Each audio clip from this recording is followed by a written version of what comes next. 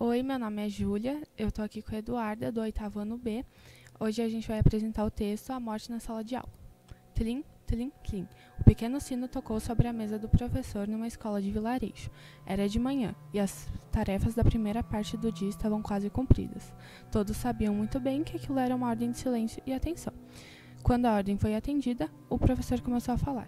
Era um homenzinho atacarado, e se chamava Lugari. Rapazes, falou. Chegou uma reclamação de que ontem à noite um de vocês roubou as frutas do quintal do Sr. Nichols. Acho que até sei quem é o ladrão. Seu Tim Barker, venha cá. O menino aproximou-se. Era um garoto de boa aparência e franzino de seus 13 anos.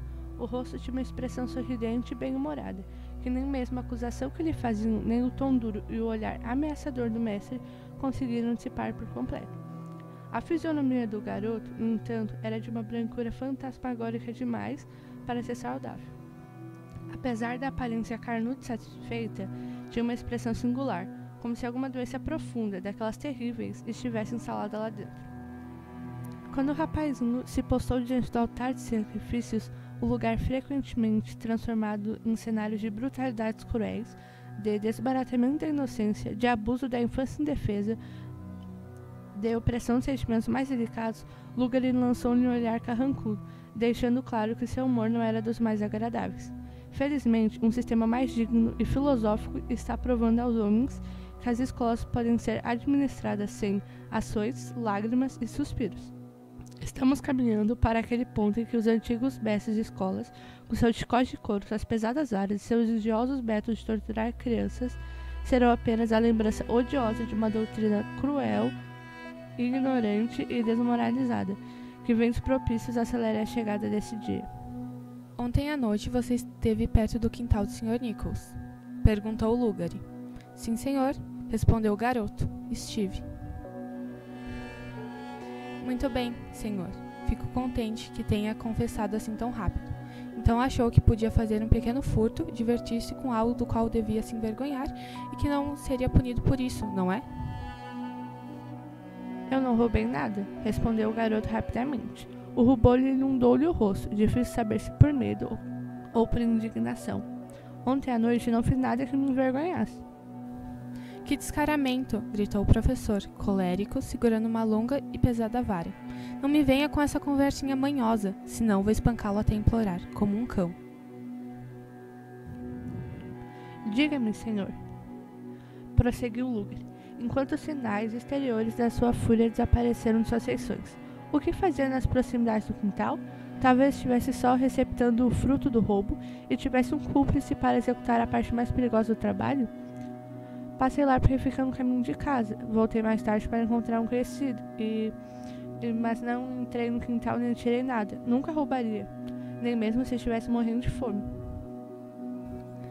Devia ter se aferrado a esse princípio ontem à noite. O senhor foi visto, Tim Barker, passando por debaixo da cerca do quintal do Sr. Nichols, pouco depois das 9 da noite, com um saco nos ombros. O saco aparentemente estava repleto de frutas, e hoje os canteiros de melão amanheceram totalmente vazios.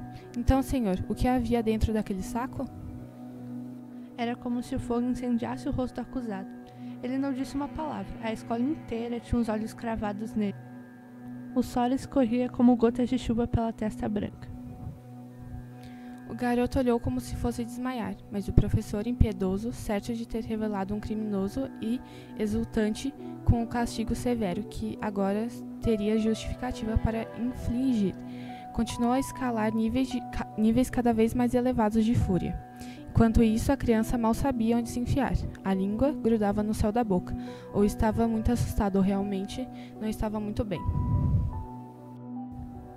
Estou mandando que fale.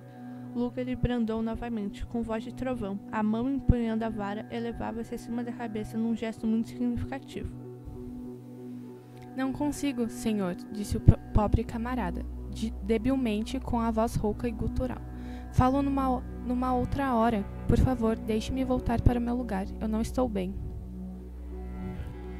Claro, muito plausível. O Sr. Lugari inflou o nariz e as bochechas com satisfação.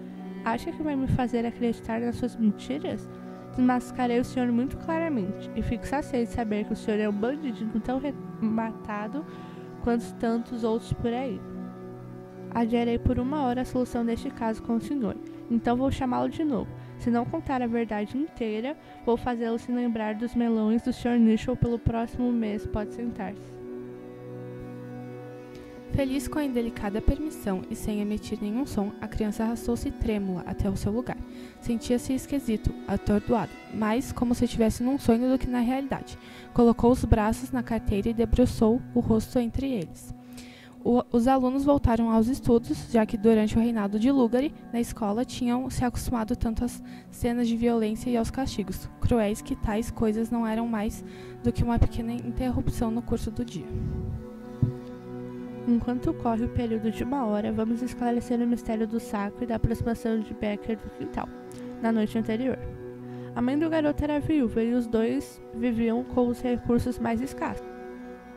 O pai morrera quando ele tinha 6 anos, e o pequeno tinha uma criança macilenta e mofina, que ninguém acreditava que viveria muitos meses.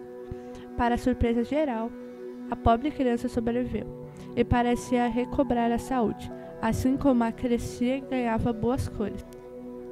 Isso devia-se aos préstimos gentis de um médico eminente que tinha uma propriedade nas redondezas e se interessasse pela família da viúva.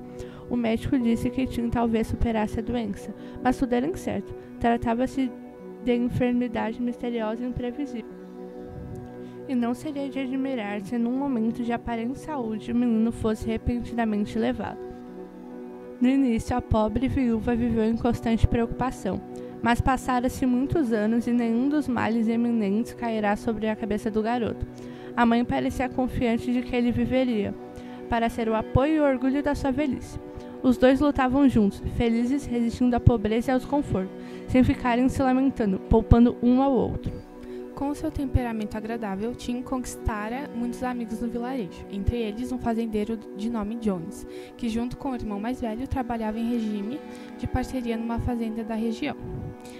Frequentemente, Jones presenteava Tim com um saco de milho ou batata, ou então algum legume que separava do seu quinhão no negócio. Mas, como sócio, era um homem avarento e temperamental, que considerava Tim um rapaz perigoso e indigno de ajuda por não trabalhar. Jones geralmente dava os presentes de maneira que ninguém soubesse, a não ser ele mesmo, e os gratos beneficiários de sua bondade. A viúva também não queria que os vizinhos soubessem que alguém lhe dava comida. Em pessoas da sua condição, há sempre o orgulho compreensível de não quererem ser vistas como objetos de caridade. Na noite em questão, disseram a Tim que Jones mandaria um saco de batatas e que o esperariam no portão do Sr. Nichols. Foi esse o saco sob o qual viram Tim cambalear, e que fez com que o infeliz fosse acusado de ladrão e condenado pelo professor. Pessoa pouco adequada para um posto tão importante e de tanta responsabilidade. Afoito nas decisões de uma severidade inflexível, ele era o terror daquele pequeno mundo, que governava como um déspota. Parecia comprazer-se com a punição. Pouco sabia sobre as doces fontes que rapidamente jorram do peito das crianças, diante de gentilezas e palavras amáveis. Todos temiam pela severidade, e ninguém o amava. Eu diria que era um caso isolado em sua profissão. O prazo de 1 hora chegava ao final, e aproximava-se o momento em que Lugari dispensava a escola, fato recebido com muita alegria. Vez por outra, um dos escolares lançava um olhar furtivo para Tim, às vezes com pena, às vezes com indiferença ou curiosidade. Sabiam que ninguém se apiedaria, embora a maioria gostasse dele. As surras ali eram comuns demais para despertar simpatia. Os olhares inquiridores, no entanto, ficaram sem resposta, já que ao final de 1 hora Tim continuava com o rosto todo escondido, a cabeça debruçada entre os braços, exatamente como ficou ao voltar para a carteira. De vez em quando, Lugari lançava na direção do garoto um olhar zangado, parecendo prometer vingança pela teimosia do garoto. O último aluno fora por fim ouvido. A última lição tinha sido repetida e Lugari sentou-se à mesa sobre o tablado com uma vara longa e forte à sua frente. Agora, Sr. Barker, falou, vamos resolver nosso caso. Venha cá. Tim não se moveu. A sala de aula estava num silêncio sepulcral. Não se ouvia um som, a não ser de quando em quando uma respiração mais funda.